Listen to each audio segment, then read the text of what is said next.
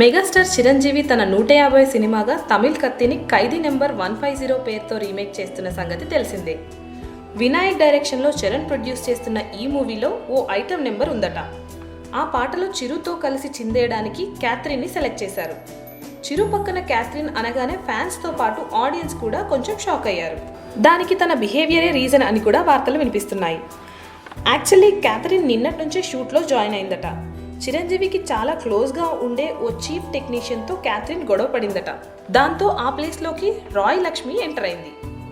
Already తమ్ముడితో act చేసిన హీరోయిన్ని అన్నయ్య సెలెక్ట్ చేసుకోవడంతోనే రకరకాల నెగిటివ్ కామెంట్స్ వినబడుతున్నాయి. ఇప్పుడు తమ్ముడితో ఐటెం సాంగ్ చేసిన అమ్మాయినే అన్నయ్య కూడా అడగడం విచిత్రంగానూ విడ్డూరంగానూ అనిపిస్తోంది. అయితే క్యాథరిన్ గొడవ పడింది ఫేమస్ కొరియోగ్రాఫర్ లారెన్స్తోనట.